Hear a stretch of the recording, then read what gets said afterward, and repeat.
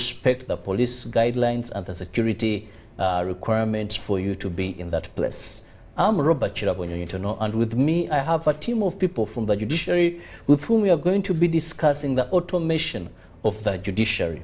Coming out most is the electronic court case management system. Now, this was launched in March this year. That was on the 1st of March, where a number of courts, now it's no longer the traditional, very tiresome, sometimes even worn out, lost files. Now judiciary is handling things digitally when you talk about electronic.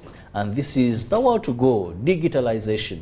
Everything you can just by a click of the button get there. Now joining me on set is the PRO of the judiciary, Jamson Kalimani, who is on my extreme end. You're most welcome, Jamson. Thank you, Mr. Kirabo, and good morning, our viewers. It's an honor to be here and to be speaking about something that we have started in the judiciary, which we hope it will be helping us transform the judiciary. Then just next to me is a young lad, that is Senabulia Joseph, who happens to be the senior IT manager of the judiciary. Senabulia, you're most welcome. Thank you very much, Mr. Chirabo. I'm glad to be here to sensitize the masses about our new innovation of the electronic court case management information system. To begin with, Senabulia, help us understand, when we talk about electronic court case management system, what are we referring to, and why did the judiciary choose this move, where many Ugandans were traditionally used to files holding, you know, those very heavy searching and all that? Well, thank you very much, Mr. Chirabo, for that question. Over the years, we've been having an internally managed system which was closing out the public.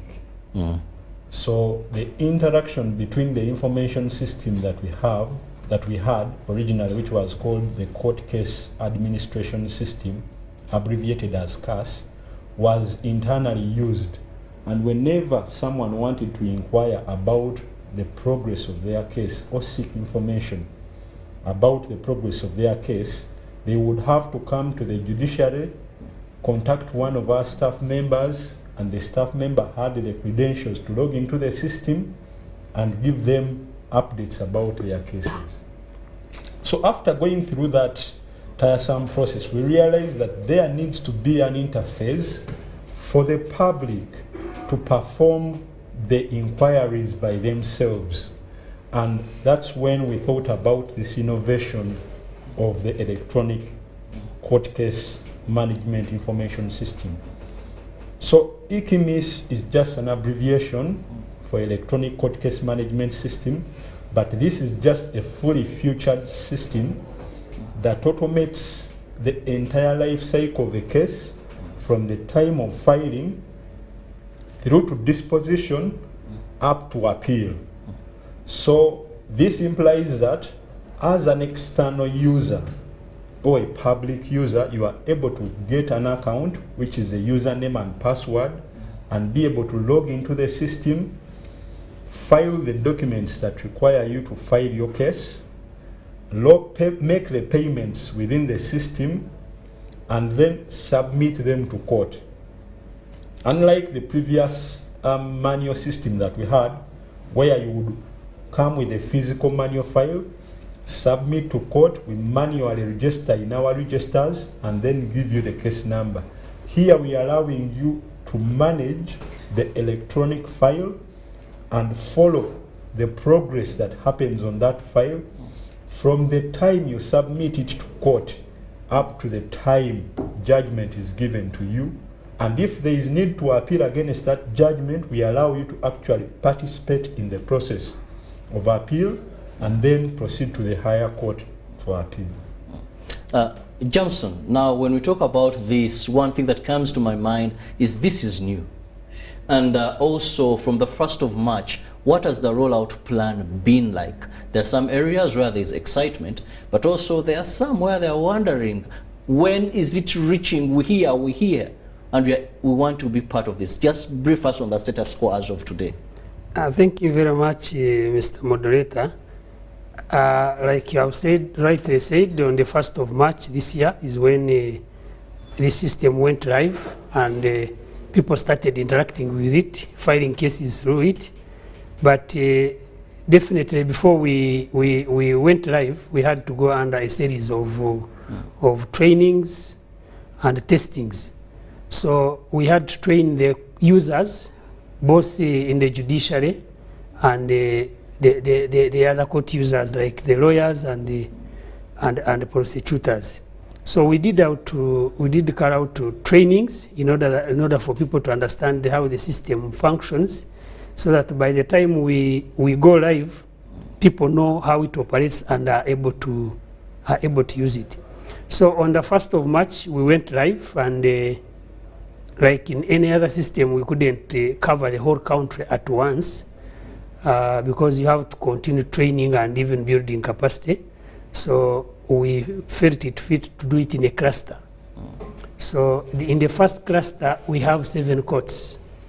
And these include the Supreme Court, the Court of Appeal, High Court. We have 4, and that is the Land Division, Civil Division, Commercial Division, and Anti-Corruption Division. Then in order to also capture the lower courts, because these are high courts and then the other appellate courts, in order to capture the lower courts, we had to add on Mengo Chief Magistrates Courts. So apparently, this is where this system is operating, in those 7 courts. So in those 7 courts right now, we are receiving cases not by filing physical papers. People are filing online. All the files are being brought in online, and the judicial officers who do all the approvals and signings and all that of the documents are also doing it online. So we started with those 7 courts. Within 2 months, we hope to roll to other courts that will include the other high courts which remained out. That is, we have criminal division, we have family division, there is international crimes division. Then in addition, we shall be stretching outside Kampala and going to Jinja, where we shall add the Jinja High Court Circuit, plus the other magistrates courts in that circuit, or in that area, which include Bugembe, Kakira, and then we also add the Chief Magistrates Court in that place. So we shall add those ones, then we shall have another plan of also adding. We shall go in phases until we cover the whole country. So that is the plan that we have, and as we move, right now we are building capacity in those other courts where we are supposed to roll. We are making sure what is required is there, which include hardware. Those are the computers, and then we put internet and also train the people who are going to use the system. So that is how we are moving. If you moved to any court in the areas I have mentioned, you'll find that you will not find people carrying files and all that. People will be either carrying their tablets, their computers, because their files are now on their tablets and their laptops. And if you go to our registry, you will not find papers. People will be very busy interacting with the computers. Because does this mean you're ruling away the other manual way or traditional way of doing things, that now in the mentioned courts you can only file online using electronic means? Exactly, that is what it means, that we are moving to paperless. Everything should be electronic. So they send us whatever they want to send, and we also send back whatever we want to send electronically. So that is the way we are moving. But of course we have old files which came before this system started operating, and we have got to continue with those files. So yes, the new files are coming electronically, but we still have the old files which had come in physically. So we are using both systems.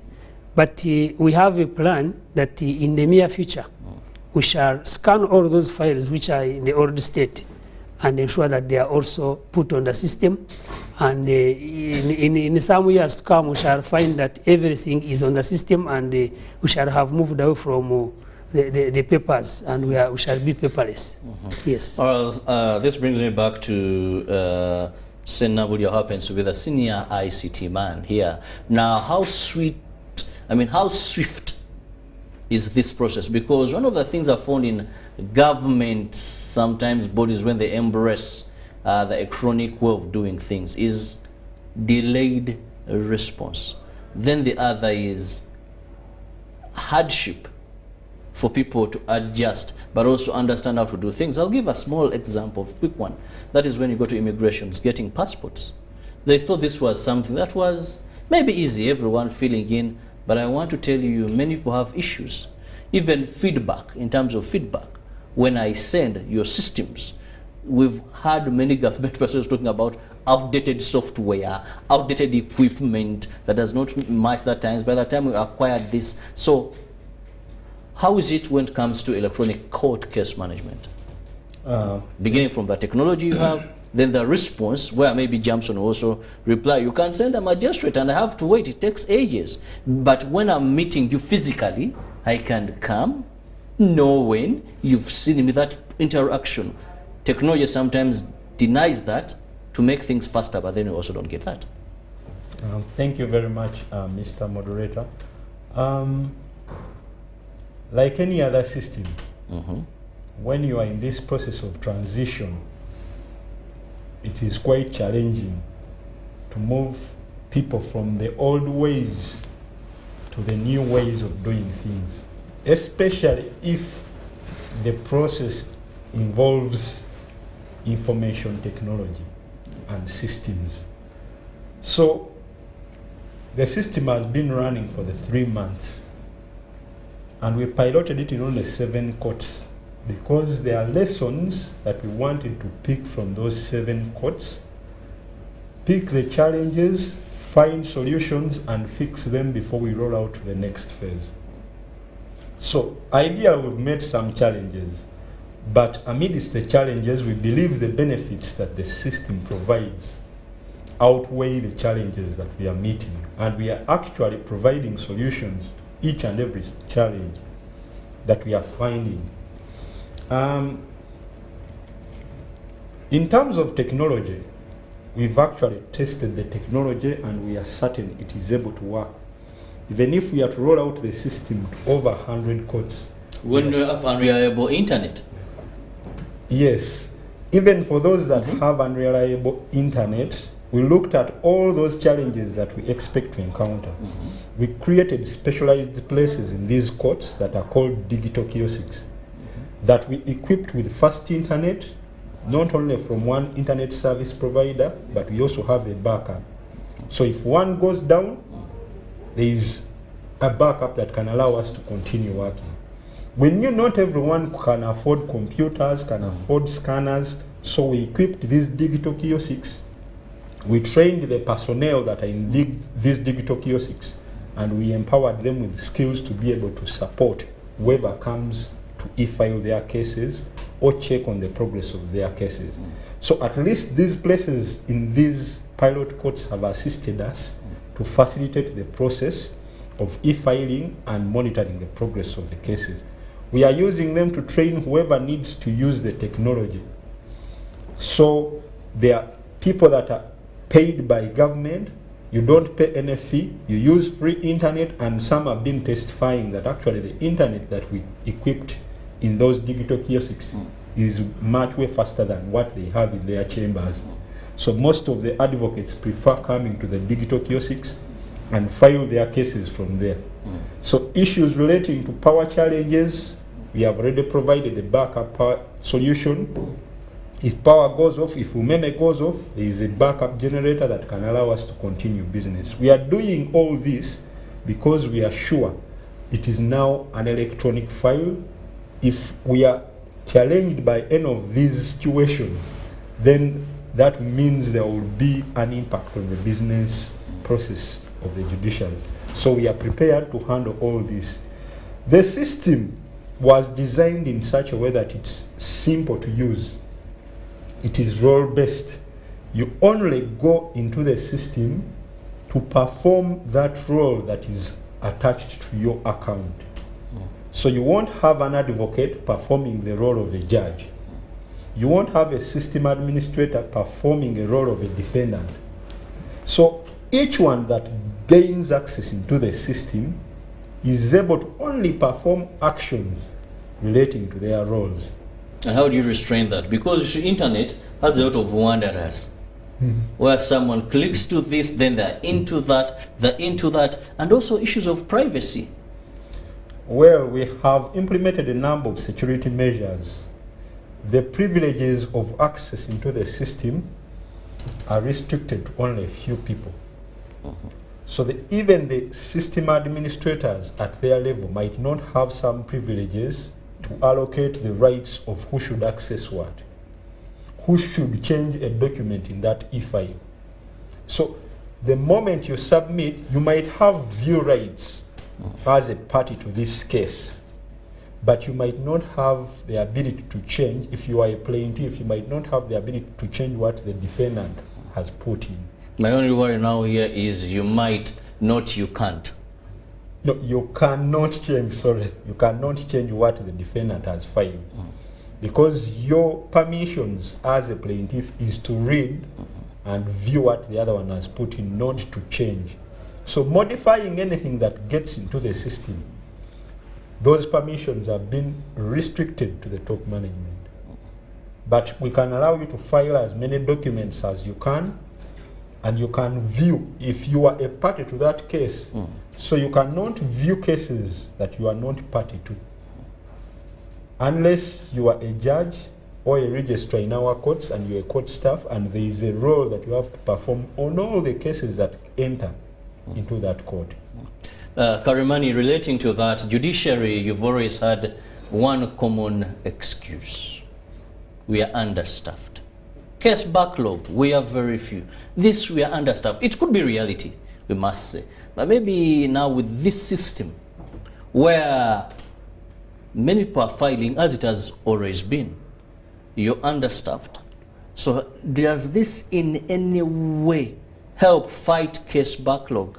And does this in any way, won't you have this excuse also surfacing? Because when you're interacting with someone, just like I'm interacting with you, this personal connection, I can even tell you, but my case has been, I can complain physically, and you look at the facial expression, you're like, yes, really, you need to act. Now here I am, I'm following my case, I have issues here and there. You talk of your understaffing, a common scenario of the judiciary. How are we going to ensure that then the judicial officers are not the ones slowing back? Because the advocates can file in time, but there is a problem there. Thank you very much for that observation. One, I want to say that with this system, we have not closed the doors of courts. We are not saying that no one should ever step in our compound. We are always saying if you are filing a case and filing any document or want to know your status of the case, you do not need to come to the court. But if you have an issue which is really burning, and you would like to draw the attention of the judicial officer, be it a judge or a magistrate, we still have the opportunity to come to the courts and to the inquiries, to the chambers, and still raise those issues that we have to raise. We also have physical hearings. We are not going to be hearing all the cases online. People will still have to come to courts for presentation of their cases. This is mainly to do with the filing and keeping of our files. That is what we have come up with in this system. So people are still free. If your case is having an issue where you want to interact with the person handling and bring out your grievance, it is still available. The other issue is about the staffing. Yes, much as we have started the system is not going to hear cases. This system is for purposes of easing filing, because you can file from anywhere, you can follow up your case, they can tell you when your case is coming up without you having to travel to the court. But the hearings are still going to be conducted by human beings. So we still need the human resource, and we are happy if you have been following, there is a very good trend that we have had of recent where we are receiving new people on the job. So we are happy for the increment in the number of resources, human resources we are receiving, because cases must be heard by human beings. Now, the other component of this system, how does it help us? In order for everyone to be efficient, you need technology. You have to move away from the old ways. That's why we moved away from the Stone Age, and we are where we are, and things are becoming efficient.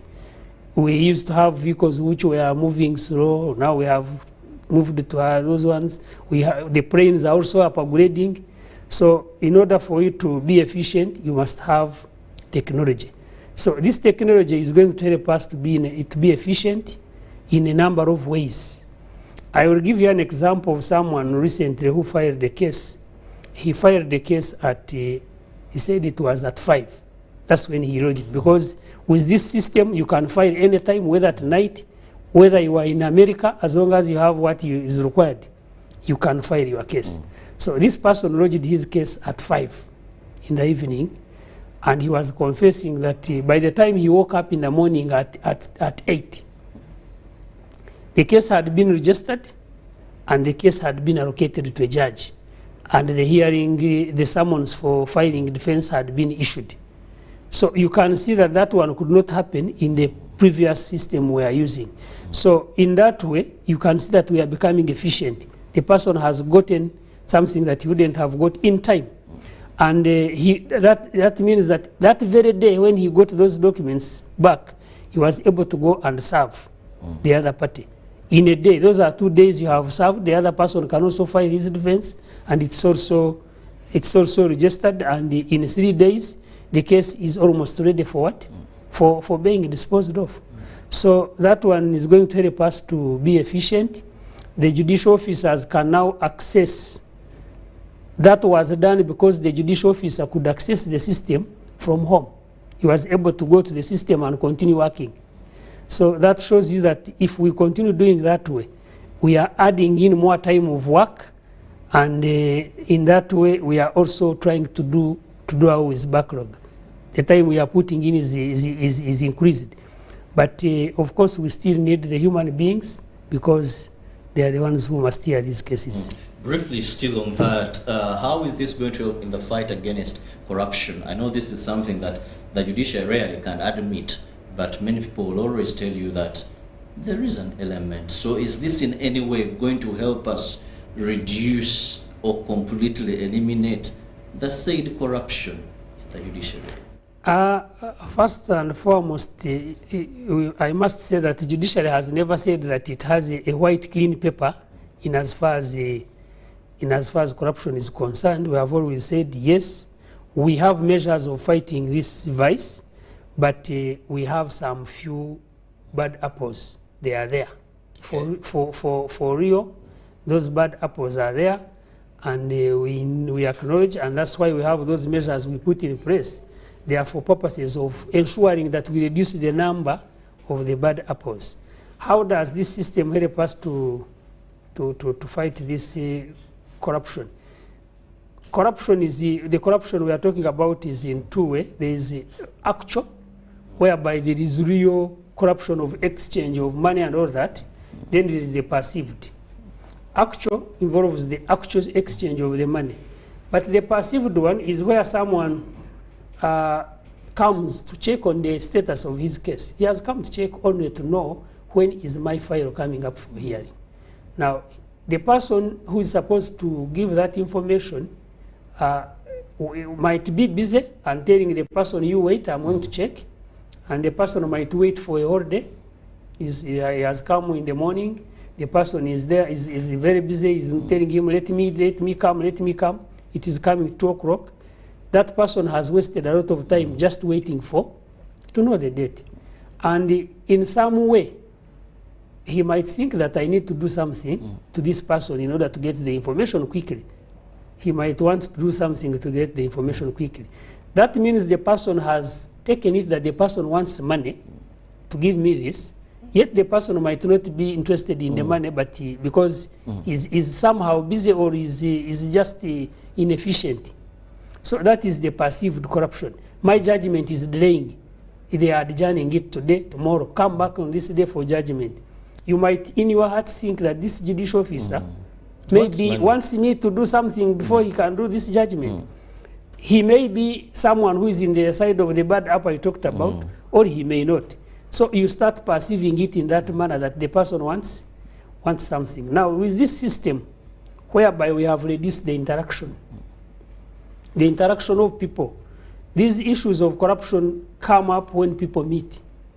You cannot sit on the computer from their side and say, I want this. The person is now filing his case, is receiving his notifications about when the case is coming up. He's being told you have been given Judge X, because there has also been an issue of in allocation of cases. This system allocates you a judge. You don't have to go and say, I want Judge Y. No, once the file is entered there and everything is done, it comes up with a judicial officer. It looks at the workload of each and sees that there is space here, this case should go this side. So it allocates. That one also is also getting out to corruption, where people would say, can you get me, this judge is very fast. I want my case to be heard very quickly, and this judge, I see him is the very fastest judge. So get me that one. And he influences the person who is doing what? Who is in charge of that. So this time you don't have to do anything because the system will allocate the judge. People who would come to check on their cases and you are told first come this day, the system is now, you will get your status of your case from your home by getting a message on your what? On your phone. Because everything that is done on your case, it is giving you notification.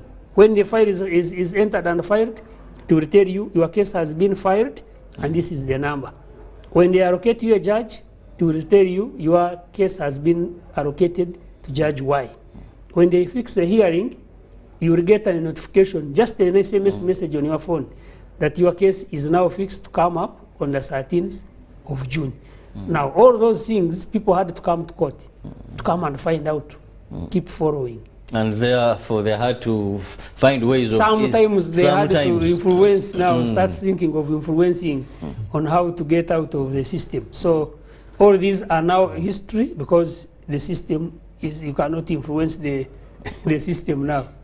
Well, I'll go for a short commercial break, and when I return, we'll still be discussing, that is the electronic court management system that has been around for a short time because it was launched on the 1st of March. However, in 7 courts where they are seeing how this is going to be performing, and I'll be looking at some of the challenges with Josephia, who happens to be, that is the senior IT manager, that is of the judiciary or specialist, where I want to know what are the challenges so far that have been registered and what should be the way forward. We'll return shortly. Stay with us. Live from UBC Studios in Kampala, this is Good Morning Uganda Extra. Affordable packages, great entertainment, sports, the local content, telenovela, the movies. There is something for everybody. Everybody, Go TV, this is where great stories live. Get the best entertainment for any budget. With GoTV, you will have great entertainment for as little as 13,000 Uganda shillings per month. GoTV, great stories, Zidiwano. GoTV Uganda, love it. The Kabaka Birthday Run 2022 is back on Sunday, 3rd July 2022 at Lubiri Mengo. This year, the run will be physical and will be flagged off by Sabasaja Kabaka at 7 a.m. Come out in large numbers once again to Lubiri Mengo. Run for a cause to fight and end HIV by 2030. Buy your ticket today at 15,000 Uganda shillings from Airtel shops at Tobani Center, New Taxi Park, ShopRite Building, Benchwanka Street, Majestic Brands Office at Bulange Mengo. You can also buy your ticket using Airtel Money. Dial *185 *5 hash. Select Payments, select Kabaka Run, and follow the prompts to complete the payment. Kabaka Birthday Run 2022 is brought to you by UNAID, CBS, BBS, and Airtel, the smartphone network. Uganda has a budding film industry that will be celebrated at the Uganda Film Festival 2022. There'll be workshops, film screenings, and a world-class gala. Vote for your viewer's choice movie through the online voting platform that will be part of the drive as we use the creative sector as a solution to unemployment. The Uganda Film Festival is powered by the Uganda Communications Commission. It's no secret that ICT makes learning easy. The strides made in our field could not be possible without it.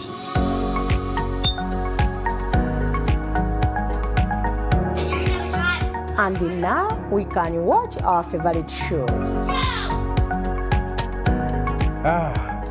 My radio is my best friend. UCC provides an enabling regulatory environment and policy guidance for healthy competition. We also facilitate ease of doing business in the communications sector through licensing, standardization, spectrum management, tariff regulation, rural communication development, and consumer empowerment. An informed consumer is an empowered consumer. UCC supports local content and innovations. Driving the development of a robust communication sector in Uganda is Uganda Communications Commission.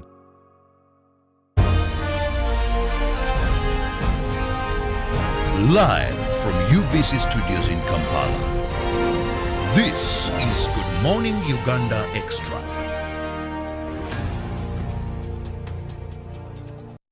Welcome back from that short break. It is Good Morning Uganda Extra here on UBC TV. Once again, I'm Robert Chirabo Nyonyintono, and with me I have the spokesperson of the judiciary, that is Jamson Karimani, and also Senior IT Manager Sebunya Joseph, with whom we are discussing the electronic case court management system, where now we've gone electronical. Many say we've gone digital. Analog to avayo. So if you're going to file a case or follow up your case in the 7 courts we mentioned earlier, of course with an extension like the PRO told us, then this seems is going to be the way to go for filing cases and monitoring your case. Now, before we went for this break, we were still understanding some of the ways this system is going to help in curbing corruption and also expedite justice, because we all know justice delayed is justice denied. Recently, I was following up a case of that is Desire Mirembe and Chirabo that happened in 2015, where the judgment was passed just recently. We hope these are some of the issues we are going to see that, well, there are dealt with and on time. Now, Joseph, let's look at the challenges so far registered under this system. What have been your observation? Thank you very much, Mr. Chirabo. Amongst the key challenges, I think the first one and most obvious one is resistance to change. Whenever new technology is coming into play, there will always be a group of people who say we still want to maintain our old ways of doing things. So resistance to change is one of the biggest challenges that we've received. Even for those that have not attempted to use the system, are simply resisting because they are hearing what others are saying about the system. So the biggest, I think, group that has tried to do some resistance has been the advocates. We are actually having interactions with them.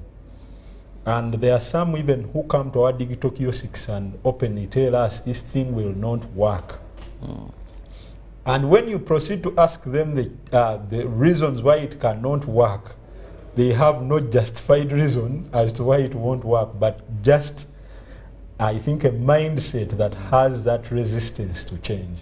So we are trying to work so hard about sensitizing the masses on what e-KIMS is and what it can do for them, so that we try to reduce that level of resistance to change. The other biggest challenges, the biggest challenge we've had are the old files. The old system that we had, called the court case administration system, we would not scan the paper-based manual file and put it onto the system. Unlike the new CAS system, we are able to scan all documents that are coming into the system, and we have them in digital format. Now, much as we are still hearing the old cases, we only migrated metadata about that case. That means the names of the parties, the dates of filing, but we do not have any attachments coming with that file. So we still have a challenge of going back to the manual file if there is something we need to check for, especially for those old files. But we also have a plan of scanning whatever that we have in the manual records and uploading them on this system. It was planned for, it has enough storage capacity, it has enough memory to support massive documents. So we have a plan in future to scan and digitize all court files so that we no longer have a paper-based file.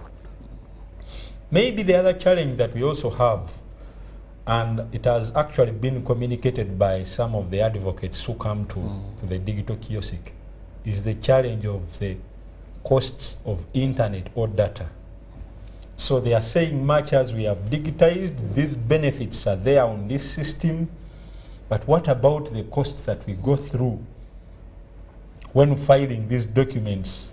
You have to upload the plaint, come back, upload, pay online, upload a receipt if there is a receipt.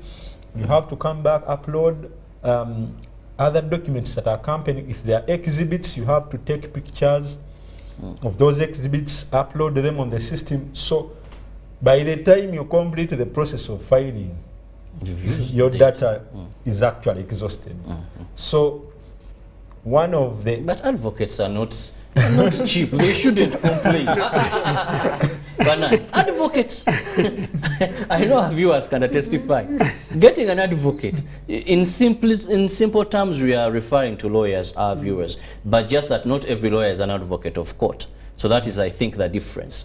That one can be a lawyer by duty, but they can't go before court. But these advocates, I think, still do. But they're not cheap to get. And I also think that we have got to look at the other side. You are talking of internet because you have to upload these documents to the system. But in the previous, someone had to travel from wherever you are, put in fuel, I don't know how much. If you are traveling, let's say you are filing a case in Kampala and you are from Jinja, it means that you have to put in fuel of not less than 100,000. And if you compare the MBs or whatever, the internet of 100,000, which you are putting in a single day to go and file one file, just one file, and you compare with 100,000 for internet, it can last for you how many months if you put it in use it for filing online. So when you compare, you will even find that it will be cheaper if you buy MBs instead of traveling by a vehicle to go and file. Now you are filing from wherever you are. When you look at the costs that we have, for us who are in the system, when a case is complete, a lawyer files his bill of costs, and we have to give him the money which he spent. Now that money I'm talking about of putting in fuel is the money that he will claim. And when a clerk comes from wherever he has come from to bring just a letter, just one single paper like this, they have to claim transport for that. At the end of the case, that money must be claimed. Now that letter, instead of traveling to take it by a clerk, you just put it there and it goes. So how much have you saved in that? Transport will not be less than 20,000 to take that letter. How, if you just download that paper, I don't know, this one can, the IT person can tell us how much it will cost you to download this, just a single paper and send it by email. How much does it cost? So when you weigh, in the long run, you'll find that it is going to be actually cheaper than the old system. Yes. But also, coming back to the IT expert here, let's look at, not every advocate, and with maximum respect to you people, is well versed with these issues of internet. I want to tell you, I've seen people at the passport, URA, feeling things to do with online are a big challenge. People tell you, can you help me? Can you assist me? Even just you're getting tin numbers. I don't know if you ever followed that. So, and advocates are so many. I don't know the number, maybe Jamson knows, are so many. So what are you going to do? Because I see there must be some training. How easy, how quick is this system for an advocate, you know, that they can file a case very swift? Is it that very easy? You know, sometimes you're going to go to a website and download forms and you're like, my God, what is happening? You know, even you who works daily on these, you know, your work is basically online and all that, but still you find these pages, one, this after the other, so complicated, they cause that inconvenience maybe. Thank you very much, Mr. Chirao. Like I said, the system is designed in such a way that you only perform your role. So when you look at the role of the advocate, it is to only file a case. The rest, when the case comes to the judiciary, it has now entered the court premises. And all the actors that are going to work on that case have been trained. They are court staff. That means your role only begins from the time of filing and maybe paying the court fees. The rest you are just going to log in and view, has action been taken on my court? Has it been allocated a judge? Has it been given a hearing date? When am I coming back to court? So you are just monitoring the progress, but you are not performing any action. So ideally, the role that you have to perform is limited to only like 5 steps. And that's all. The rest, you are just a spectator of what happens internally. So we've simplified it to that level. And maybe the only challenge, the other challenge that we have is that the advocates are very many. And when we were rolling out the system, I think due to the COVID restrictions, we didn't train so many of them.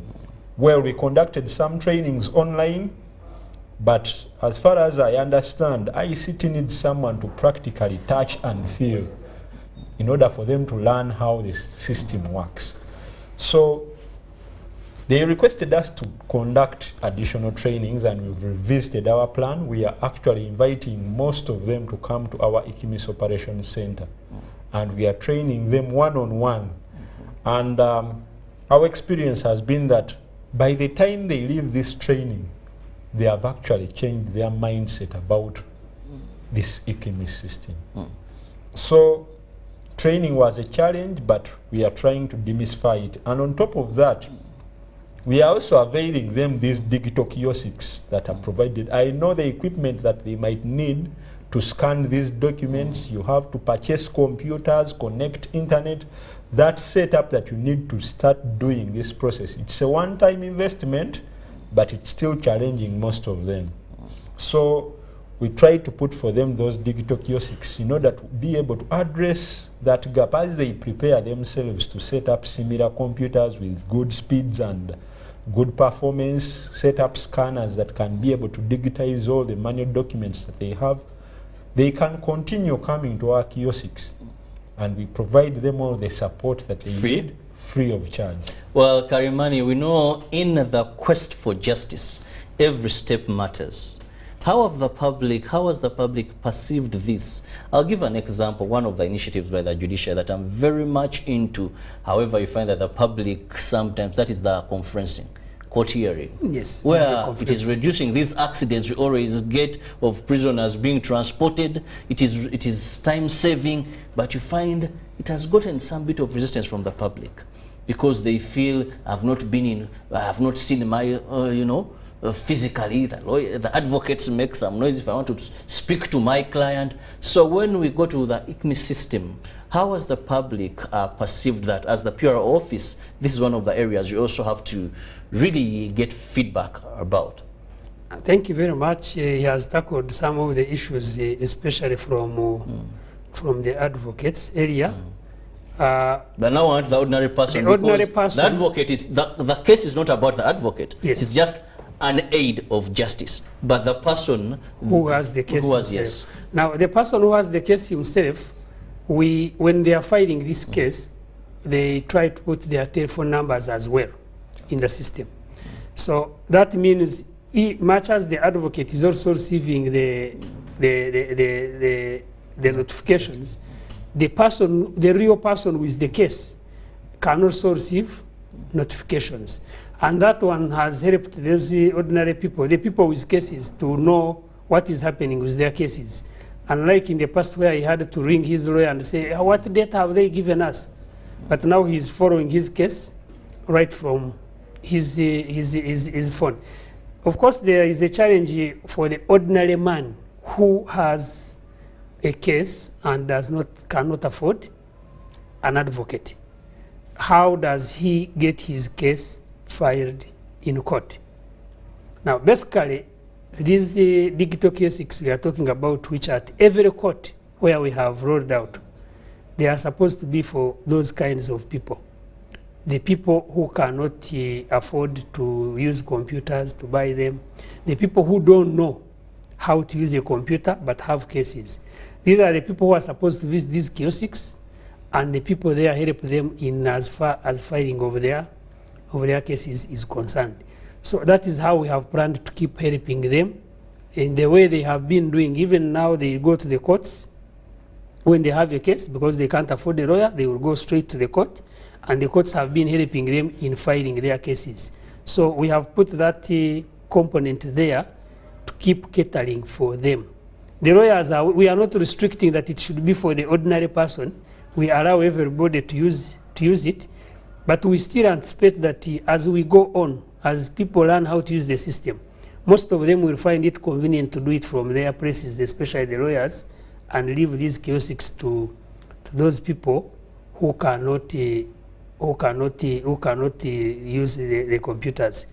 The other component is about payments. You know, this system now can tell you how much money you are supposed to pay for your case. Previously, you would rely on another person to say, this case is for so much. You are not sure whether he's telling you the right figure or not. Sometimes you might be cheated. You are told to pay a lot of money when the case is less. But now that the system tells you the actual money, you are very certain of the money that you are supposed to pay. As I speak now, there has been an increment in the fees being collected, simply because the other issue of interaction of people we talked about. As you come to file your case, you have carried your money. Now people start cutting deals and say, you pay half of that, give me a quarter, then we shall see how to go about it. So they end up cheating the government by paying less money. And since this system started, actually, we have got many who have been paying less fees. And we get them that this is the amount you have paid less. And they say, I'm sorry, then they collect themselves. So the system has also come to curb that cheating of government by paying less fees. So the ordinary person has the opportunity of following up his case. We have put in place how the ordinary person can still file his case, because it has been a concern of many that you are talking of computers, these are for people who have gone to school. What about a local person who has never been to school? How is he going to file his case? So the kiosks are there to help those people. Like my colleague has explained, it is free of charge. We have put cameras to observe what is happening in those kiosks, because we don't want now a person to come to be helped in the kiosk, and in turn is also cheated from there by the person who is manning the kiosk. So we are monitoring what is happening in those kiosks to ensure that there is no cheating of the people who go there. Very interesting there, when the ordinary person has been factored in, that you can get assistance from the IKIMS kiosks at the 7 courts. So far, well, time is not so much on our side. Allow me get my final remarks from each of my guests, beginning with Joseph. Thank you very much, Mr. Moderator. I would like to take this opportunity to encourage all stakeholders that this system is built to assist each one of us. The benefits in this system are enormous. We might not have explained all of them here, but it can be able to assist us do so many things. So let's embrace it and use it. It will be of good benefit to all of us. Thank you very much. Karimani, your last remark. Thank you very much. I would like to thank you for the opportunity to explain this system to our viewers. And I also want to appeal to those who have found difficulties with the system. We anticipated that it will not be a smooth road because technology is not something that you just start off and move. I always give an example of a phone. If you buy a new phone, you must learn the functions in it. You don't put in your SIM card and straight away start using. You must learn the functions. So we are alive of the challenges that might be there. So we request to get feedback on them, and then we continue to see how to fix them. And we have a telephone line specifically for this system where a person trained who understands the system more than many can help people. So we have a telephone line, and I would like to read it. So those who can. It is 0800225587.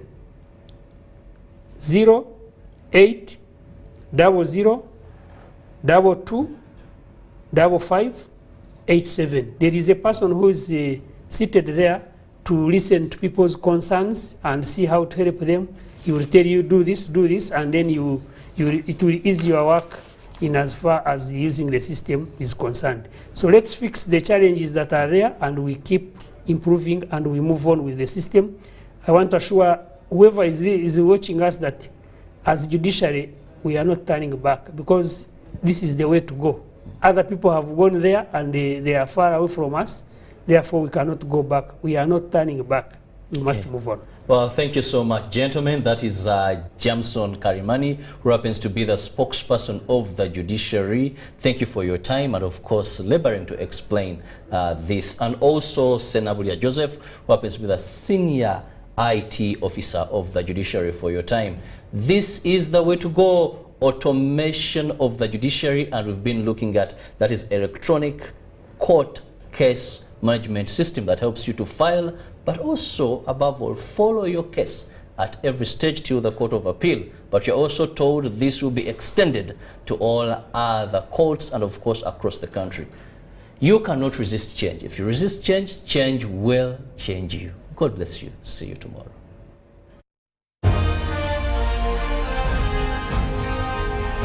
Live from UBC Studios in Kampala, this is Good Morning